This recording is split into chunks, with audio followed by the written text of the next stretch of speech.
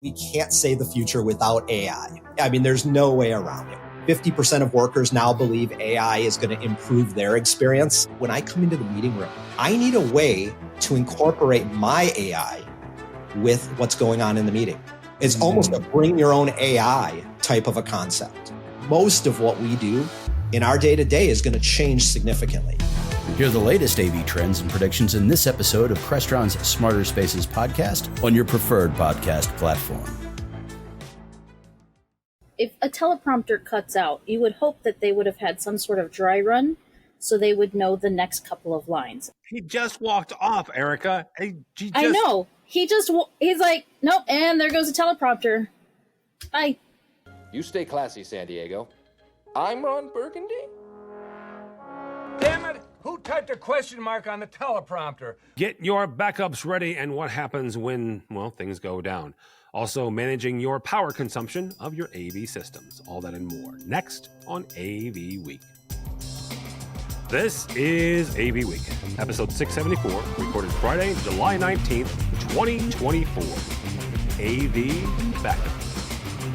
This is AV Week, your weekly wrap-up of the biggest news and information from AV. My name is Tim Albright. I am your host. With us to discuss the news and information we have gathered. First and foremost, Erica Carroll from CharBett. Welcome, ma'am. Thank you, Tim. Glad to be here.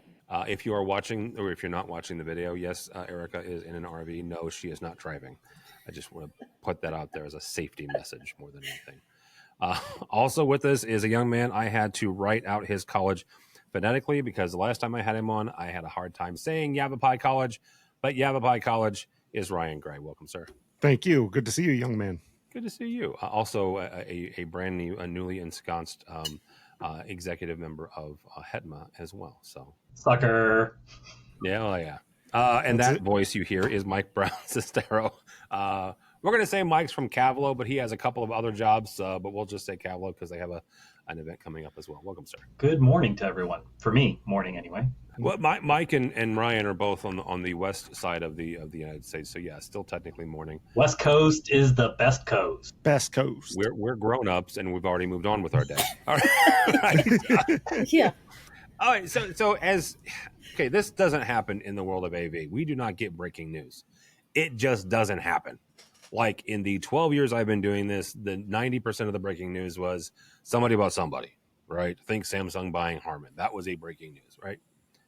However, this morning, the fine folks at CrowdStrike gave me a present for this very show. If you're not familiar, today, this morning, Friday, July 19th, the world woke up to a widespread, quote unquote, technical situation. What happened was the cybersecurity firm CrowdStrike, they had an issue. They said it's not it's not a hacking issue. It is an update gone bad. And I'll give you some 2 cents at the very end of that. Technical issue, it caused flight cancellations, hospital operations that were impacted, critical infrastructure was crippled globally. So this happened the same week, actually, as U.S. House Speaker Mike Johnson. This is not a political statement. He faced a teleprompter malfunction while introducing the next speaker at the Republican National Convention here in the States. All kinds of technical issues, all kinds of reliance on technology. Ryan, I'm going to start with you on this. Yes, we are really dependent on our technology. Yes, we are really dependent on the things that we work with on a daily basis to get our jobs done, to make things happen. When those things go down, what is the best backup plan for getting back up and running? Yeah, I think to your point, I think the best backup plan is having a plan, right? So we, in all parts of our lives, we think and talk about, what do I do if I have a flat tire while I'm driving? Or where do I go when the fire alarm goes off? Those sorts of things we prepare for, we think about, but when these things seem to happen, everyone is really surprised. So I had a former boss that used to, one of his things, and I think it's a Mitch Hedberg joke that he stole, right? But we want to make sure we build escalators, because if an escalator stops working, then it's just stairs, and congratulations for the convenience. So the idea is having, as you build out systems, what if something goes wrong? Can something manual be done? what are those sorts of things, but also what is the non-tech backup plan? And when I see things like that teleprompter one, when you see somebody who literally, if the teleprompter stops working, they cannot function, I'm just like, man, if only paper still existed and you could have that script up there for people to be ready. So, I think really we talk a lot about the plans and how we can build redundant systems, and we do that. What if my control system goes down? Is there a hot backup that comes online? But as tech managers, and on campuses and things like that, our backup plan is making our user base good digital citizens. And there is no backup plan like having a user base that is aware of their dependency on technology and is willing to trade the amazing convenience that this level of technology gives us, the productivity gives us, but we're willing to say we're willing to say when it disappears, we're going to need to have a backup plan and think about that and not just become completely dependent upon it to function in any way. So it has been, I did the math the other day, it has been right at 10 years since I was a tech manager, Ryan. Even 10 years ago, we had professors at my fantastic Lewis and Clark Community College who would cancel classes because they couldn't get the projector to work because they couldn't show their PowerPoint presentation. Oh, that's ridiculous. How do you get those users on board with a backup plan? Here's it. So I wish there was an easy answer to that, to that individual person. And here's my answer to it, which is on our campus, one of the things I work really hard on is the culture that the professor is not the customer. The student is the customer. The professor is our partner in providing service to the student. Therefore, it is not a matter of to change the thought process of I cannot teach if I don't have that thing there. We invite them into that process. But that has to be sort of an understood culture. And I think it's also an easier thing to do at a place, where I am at a community college where we're very focused on that. If that user you're talking about is a 4-time Nobel laureate, you probably have to deal with that in a different way. What I would do in those types of situations, and I have, say, with our college president, or other people like that, I'm working with the people around them who are assisting them every day. Who's that TA? Who's the assistant? Who's whatever that can say, just like that, what is our fire alarm plan? We may never have to use it, but when that happens, what are we going to do so that A, everybody knows what to do, and B, that person, they're up on stage, they have the camera on them, and somebody gave them that little prep. Hey, if your mic cuts out, just wait for a second. We're going to walk you one. It's going to be okay. If your teleprompter cuts out, just hold on for a second. Don't panic. We'll be there, and have that conversation up front. A piece of paper, yes, absolutely. But also, if a teleprompter cuts out, you would hope that they would have had some sort of dry run so they would know the next couple of lines. It was not that big of a deal. I mean, in the teleprompter situation, they could have just said, and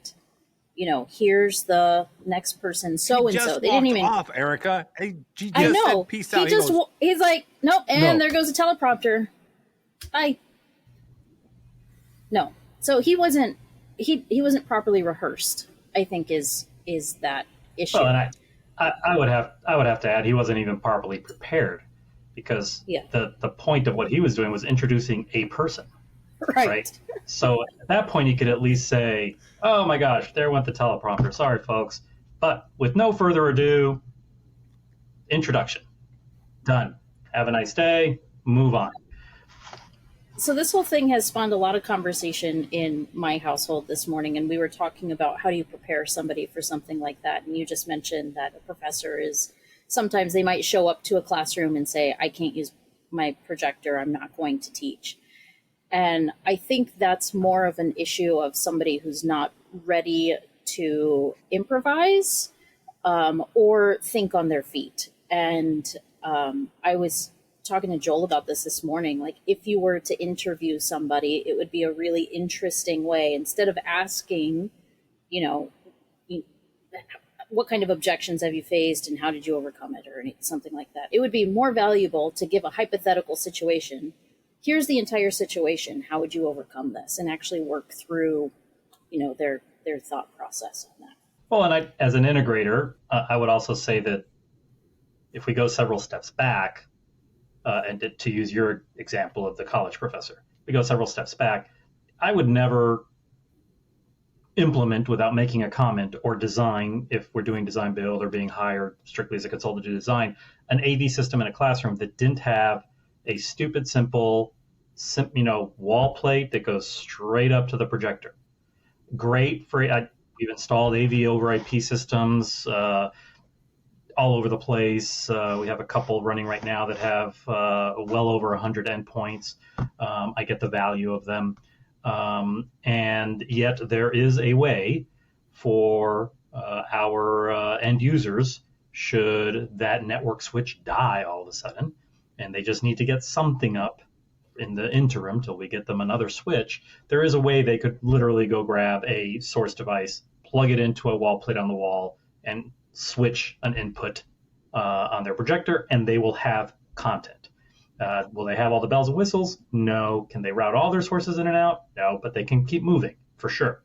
So I think as AV professionals, it's incumbent on us not only to foresee the situation and help coach the person, but also to what Ryan was saying, just say, hey, by the way, we have this other path. And if it's a live situation, a production system, it'll take us a minute or two, but trust me, we got you covered. So if something goes wrong, don't panic. We'll catch up to you. Don't worry about it. Yeah, what a great example for Micah. That's an escalator, not an elevator. You know what I'm saying? Like it's not going to take you up anymore. You're going to have to walk up the steps, but you can still get where you're going. We put in a manual backup in there, and it was part of an intentional design process. So sure. I want to take that a step further too, real quick. On the manufacturing side, with the more everybody's getting cloud connected and they want to have these intelligent new products, to be conscious of the products that they're building could have these faults to them, and not thinking about those contingency plans within their own products. I think that's something that manufacturers should be considering moving forward as well. To your point, I love seeing devices that, for example, it has a Dante connection. Great. Does it also have an analog audio out, whether it's a Phoenix connector or an 1/8 inch connector, 3.5 millimeter, that works redundantly? Great. It has AV over IP out. Is there also an HDMI out in case I just want to do local monitoring, or as a backup that I can then run as an extender, over an extender, just as a super dumb, super simple way of at least getting something to my endpoint, right? All right. From our friends over at AV Magazine, tech giant Nvidia has revealed its significant contribution to the Sphere in Las Vegas, which a bunch of us got to see while we were there for InfoComm, disclosing that approximately 150 of its RTX A6000 graphic cards are powering the venue's massive LED displays. This explains why my 16-year-old can't get one for his PC. This announcement comes on the heels of Nvidia becoming the world's most valuable public company, riding the wave of the AI technology boom. Now, the company's high-performance GPUs, along with advanced networking and synchronization technologies, are enabling the Sphere to deliver quote-unquote unprecedented immersive experiences. Now, the downside.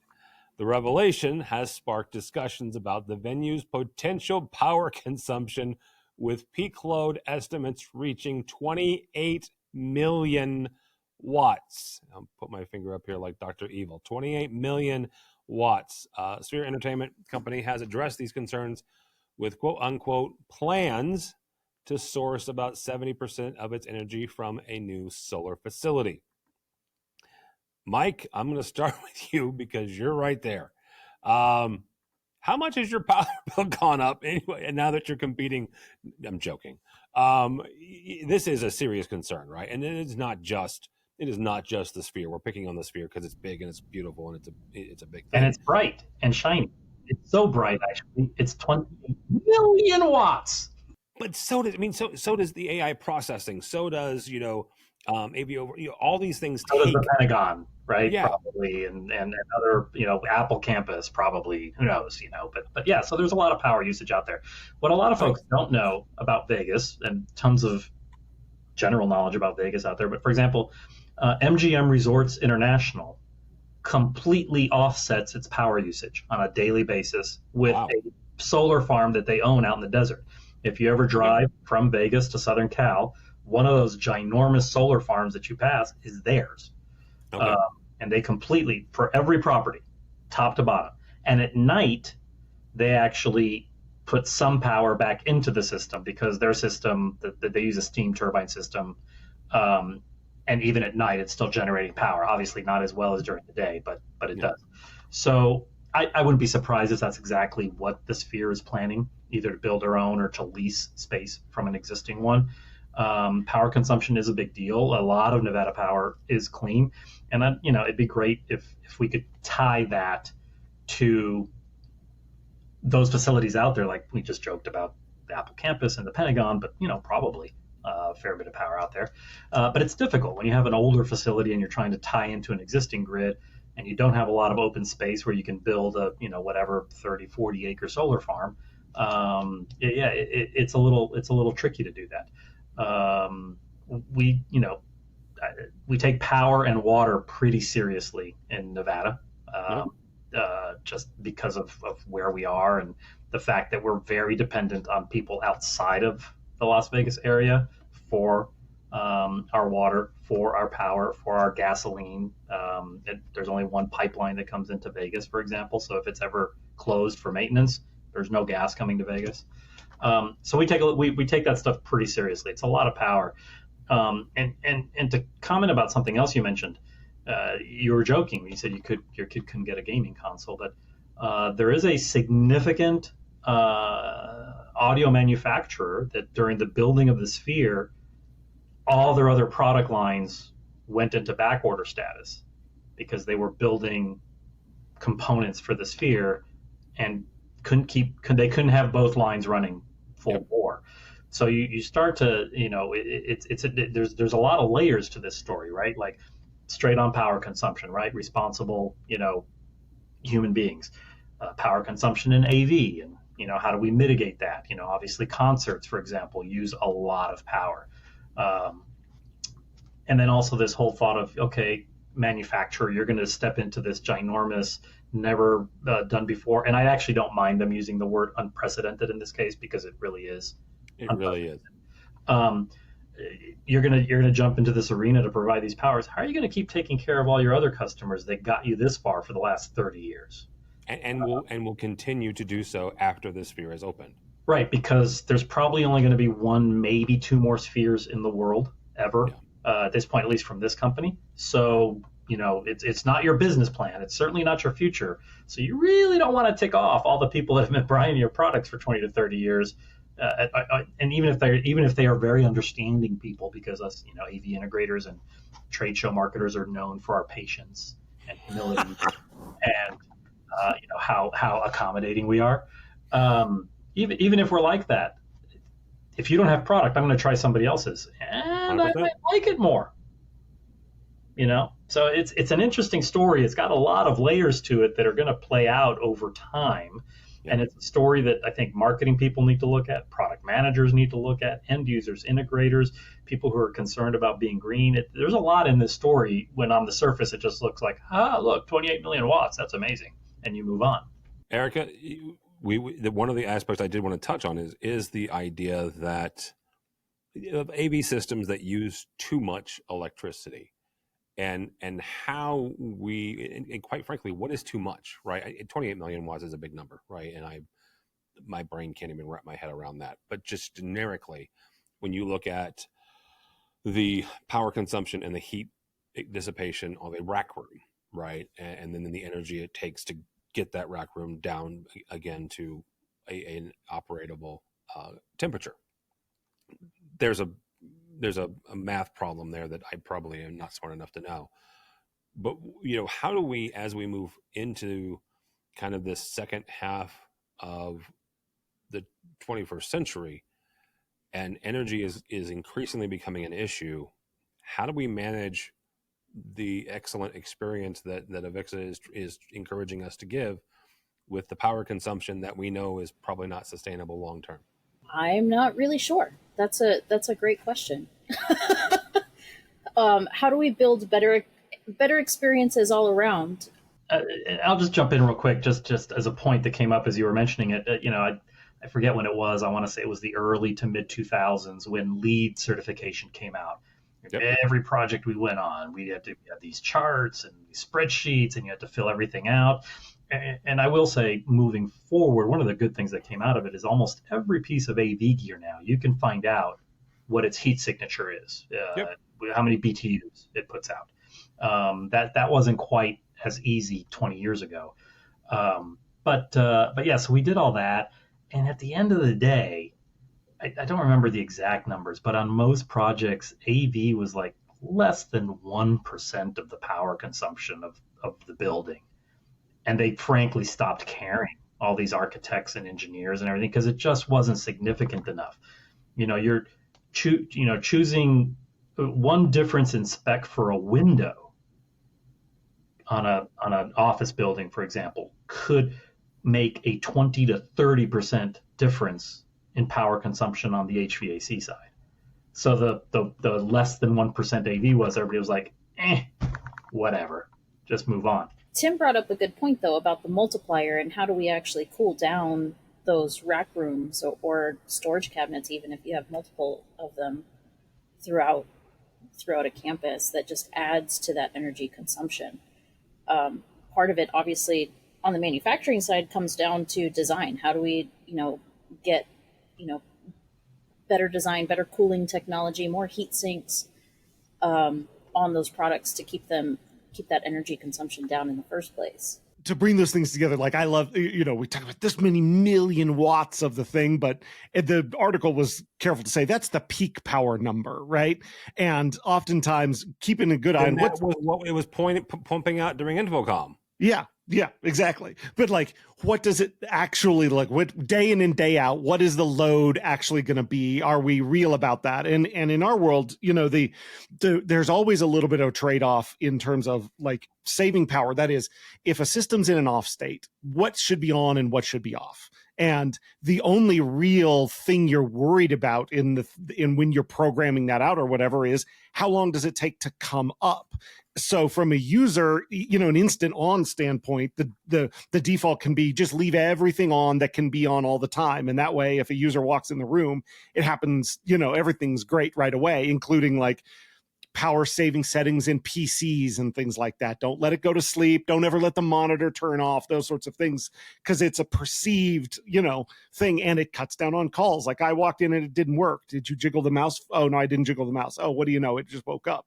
Versus, but going back to what we talked about before with users being part of it, like instant on may be a great user experience, but if that's burning more power than you want to, do we have to make sure our users know, like, okay, this has got an occupancy sensor, come in, you give it 20 seconds and this system will be up and ready for you because we are, powering down an amp, we're powering down things in the background. And especially for college campuses, like we work hard to make sure our classrooms are used efficiently, but they sit empty a lot of the time. So are we running that same peak power number when they're off, versus when they're on? But I would say the same to Mike's point is the projects we work on, the power consumption of even IT, including cooling IDFs and things like that, pales in comparison to things like roof coating and window levels and things like that, because especially for us here in the West, there's a lot of energy coming into buildings from the outside that we're working hard to throw back to the outside. Yeah. And I'm glad, Mike, you brought up the thing with solar, because one of the notes I made here is we don't have a power problem. We have a power source problem. Oftentimes electricity usage equals greenhouse gas emissions. And there's way more than 20 million watts of power hitting the desert floor every day. So we could just grab that power, then we could power, however many spheres we want to, without having that same feeling that we're doing damage as we're building and operating those things. Let me ask you this, because I'll tell a quick story, and I've told it before on AVWeek, but it bears repeating. 100 years ago, tech manager, I was helping a friend of mine here at a fairly well-known college university here in St. Louis. And we were switching out a Crestron. It was a 17-inch Crestron quick media touch panel. For those of us that are old enough to remember that, for those of you who are not, it was the first touch panel that shot video to the touch panel, but it was 17 inches, right? This sucker was $20,000 in 2005, I think. And we go in to switch it out, and there is a perfect indentation of a fist. Okay? There is no escaping what happened here. Somebody put their fist through this touch panel. Come to find out, it was somebody who won some prize somewhere, had like 5 PhDs, did this, that, and the other, had grants coming out of their ears. And how dare some stupid piece of technology tell that professor that he had to wait 90 seconds for the projector to cool down so he could restart the sucker? That's some of the customers you're dealing with, Ryan. Yeah. So how do you balance the customer experience, the user experience, with energy consumption that is a legitimate concern long-term and not just for you, Mr. or Mrs. PhD, doctorate, or whatever, and the fact that you might want to turn something on and off 5 times in 10 seconds? Yeah, exactly. I mean, it's an anticipation thing. So, like I said, we have in our world, like we have areas and things that at night things shut down, they come back up in advance for the next day. It's really just kind of a space by space, event by event, or sort of calculation on those things. And sometimes in that case, Tim, it's personality based. I can tell you things that are in the building of our executive team may have a little bit more on or uptime than things that are in other places, because tech managers deal actually far more in the intricacies of human interaction than they do in technology interaction on a day in and day out basis. And that's kind of where we live. So you're right about that. The other thing is, well, I won't go to the other, but yeah, the painful time of waiting for a projector to shut down and turn on. I accidentally turned off a projector during a budget hearing of our governing board, and I'm the one that had programmed the delay before you could turn it back on. And so I had to stand there while everybody was looking at me, waiting to turn the thing back on. And I went, why on earth didn't I program an "Are you sure" button into this panel before I did that? Well, okay, so a couple of, this is we're getting ready to wrap up here. We're not going to hit the last story. This is almost 20 years ago now, when it did take legitimately, when it was a bulb, right? It was a lamp based. Today's projector, you can turn that sucker off and turn it back on in 3 seconds. It doesn't matter. Yep. 20 years ago, it mattered, right? Because it physically had to cool down. And I love, because that means the technologies move forward, right? Also, those projectors don't take near the power that they used to. That laser engine doesn't take near what the bulb did, and it doesn't take the same maintenance. And you're not rolling as many trucks out to change filters and bulbs. Like, for all the challenges we have with power consumption, man, it's gotten a ton better in the last 15 years. Those lights aren't generating the heat. Yeah, I was going to mention that earlier. I just did a system recently for a spa, and we put in 12. We replaced 12 channels of 70 volt amplification, which before was 4U, 2U amps. We replaced that and still have some wattage to spare with 3 half rack amps that don't even have cooling fans. Mm-hmm. They don't need them. They just don't. That they have a little bit of. I'm sure there's some sort of convection cooling built into the housing or something, but they just don't need them. And the amps we took out, trying to lug it around, and then I got the other 3 in my hand. I'm like, here's an amp for everybody, an amp for you, and an amp for you, and an amp, because you could just toss them around, and they work just fine. But in 20 years, I mean, it's amazing how much less power we consume, while at the same time have increased resolution, headroom, sound pressure levels, capability. Everything's gone up while power consumption has gone down, at least in the AV world. That'll be a good place to stop. Thank you all so much. Erica Carroll, thank you, ma'am. How do people connect with you or CharBett? You can connect with me at the Erica Carroll in all of the places, or you can email me directly at erica@charbett.com, CharBett. And you can also find the Women in AV podcast at avnation.tv. Yeah, we just recorded a brand new one yesterday, so that'll be coming out soon. Mr. Ryan Gray from Yavapai College, thank you, sir. How do people connect with you or HETMA or listen to your podcast? Thank you for asking. Yeah, find me on LinkedIn. Search around and you'll find somebody that looks like me eventually amongst the Ryan Grays. Please do connect there. I love talking to people.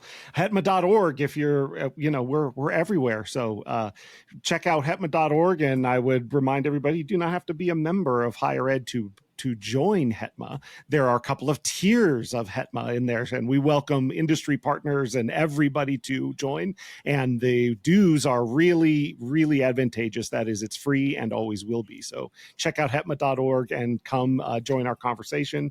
And finally, I would advise everybody search for the AVIT Amplifier podcast, in particular, an episode featuring today's host, Tim Albright, which please do. Actually, it's really good. If you want to learn about things you may not know about Tim Albright, I would encourage everybody to tune in. Mike. Okay, that's why he's telling people to go listen. I didn't make you cry. You funny, just simply like it's the exception. No, really, this one was good.